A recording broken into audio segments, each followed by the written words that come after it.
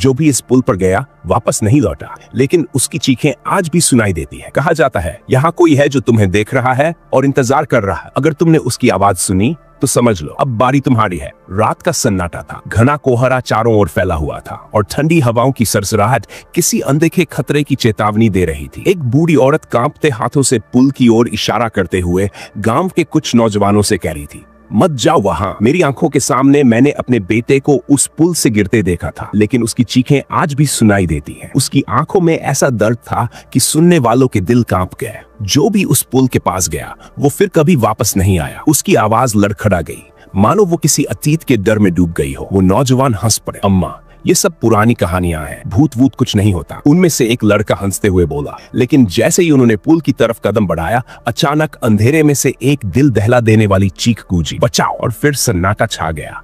लड़कों की हंसी एक पल में थम गई। कोहरे के बीच एक परछाई दिखाई दी जो हवा में तैर रही थी और फिर वो धुएं की तरह गायब हो गई। गांव में कोहराम मच गया। उस रात लड़कों में से वापस नहीं लौटे। उनके परिवार बिलक बिलक कर रो रहे थे। एक माँ तो उस पुल के पास बैठकर चिल्ला रही थी, मेरा लाल, मुझे लौटा दो मेरा लाल। गांव वालों की आंखों में डर था। वो पुल आत्माओं का अड्डा बन चुका है, जो वहां जाता है वापस नहीं आता। किसी ने कहा। अचानक पुल से किसी के कदमों की आवाज आने लगी, लेकिन वहां कोई नहीं था। सिर्फ एक गीली मिट्टी पर पड़े पैरों के निशान जो हवा में जाकर खत्म हो गए। सुबह होते ही पुलिस और गांव वालों ने पुल के पास जाकर तलाशी शुरू की, लेकिन वहां जो मिला उसने सबकी रूहें कंपा दी। पुल के किनारे 2 फोन पड़े थे। उनमें से एक फोन अब भी चालू था और उसमें रिकॉर्डिंग चल रही थी। हमने पुल पार कर लिया, यहाँ कुछ भी नहीं है। अरे ये कौन है? ये मत आओ। हाँ, और फिर सिर्फ चीखें। किसी ने फोन उठाया तो उसकी स्क्रीन अचानक खुद ब खुद जल गई। लेकिन ये तो सिर्फ शुरुआत थी। अगले ही दिन गांव के एक बूढ़े ने एक दबी हुई सच्चाई बताई। ये पुल कभी आम रास्ता नहीं था। यहाँ कुछ ऐसा दफन है जिसे छेड़ने की गलती कोई भी नहीं कर सकता। और फिर उसने एक पुराना रहस्य बताया जो दिल दहला देने वाला था। वर्षों पहले इस पुल को खून से सींचा गया था।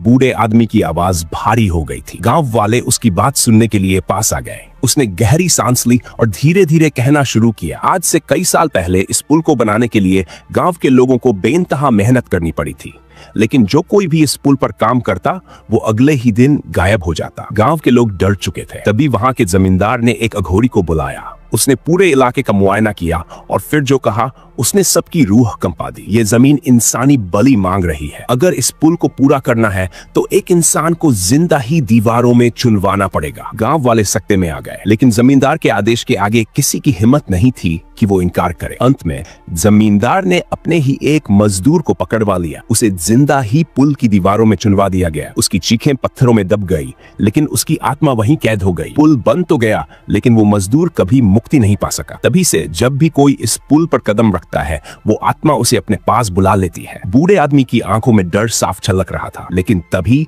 वहां मौजूद एक नौजवान हंस पड़ा। ये सब कहानियां हैं बाबा, भूत वूत कुछ नहीं होते। उसने अपनी बाइक उठाई और तेज रफ्तार से पुल की ओर निकल पड़ा। गांव वाले चीखते रहे, मत जा, तुझे भी वो अपने साथ खींच लेगा। लेकिन लड़के ने किसी की नहीं सुनी। वो पुल के बीच पहुंचा ही था कि अचानक उसकी बाइक रुक गई। इंजन बंद हो गया। चारों ओर घना कोहरा छा गया। हवा एकदम ठंडी हो गई और फिर किसी ने उसका नाम पुकारा। लड़के ने मुड़कर देखा। कोहरे में से एक परछाई उसकी ओर बढ़ रही थी। वो पसीने से तर था। कौन है? उसने कांपती आवाज में पूछा। तभी अचानक उसके पीछे से किसी ने उसके कंधे पर हाथ रखा। उसकी चीख पूरे गांव में गूंज उठी। गांव वालों ने पुल की ओर देखा, लेकिन वहां कोई नहीं था। लड़का गायब हो चुका था। अगले दिन सुबह पुल के किनारे सिर्फ उसकी बाइक मिली और खून से सना एक कटा हुआ हाथ। गांव वाले समझ गए कि अब इस पुल का खौफ अपने चरम पर पहुंच चुका था। लेकिन सबसे बड़ा झटका तब लगा जब पुलिस ने पुल के नीचे खुदाई करवाई।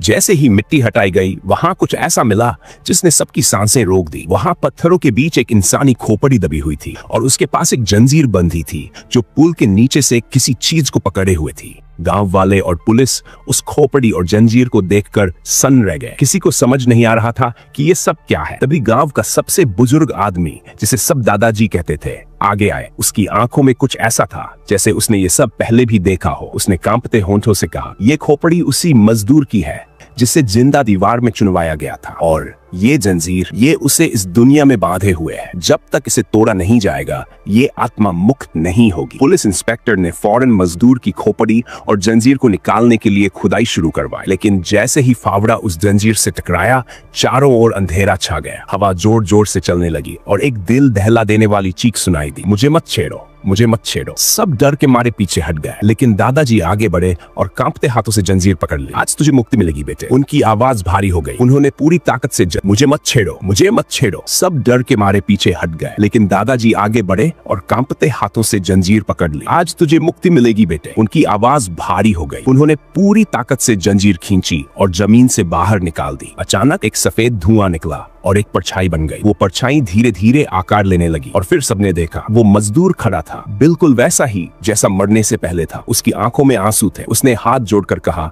आखिरकार मुझे मुक्ति मिल रही है। वर्षों तक मैं इस पुल में कैद था। जो भी यहाँ आता था मैं उसे अपनी दर्दनाक मौत का एहसास करवाता था, लेकिन अब मुझे शांति चाहिए। कहते कहते उसकी परछाई हल्की होने लगी और फिर एक पल में वो हवा में घुल गई। जंजीर अपने आप टूट गई, खोपड़ी राख में बदल गई। गांव वालों ने पहली बार महसूस किया कि वो खौफ अब खत्म हो गया था। पुल अब शांत था, कोई चीख नहीं, कोई अजीब परछाई नहीं। लेकिन जैसे ही गांव वाले लौटने लगे, एक आदमी ने अचानक कहा, पर वो लड़का जो कल रात गायब हुआ था। सबका दिल धड़क उठा। वो भागते हुए पुल के पास पहुंचे और देखा वहां लड़का बेहोश पड़ा था। जब उसने आंखें खोली तो उसकी आंखें खून जैसी लाल थी। उसने डरावनी आवाज में कहा, मैं गया नहीं था, मैं अब भी यहाँ हूँ। क्या सच में आत्मा मुक्त हुई या कोई नया रहस्य जन्म ले चुका है? आत्माओं का पुल अब भी रहस्यमयी बना हुआ है।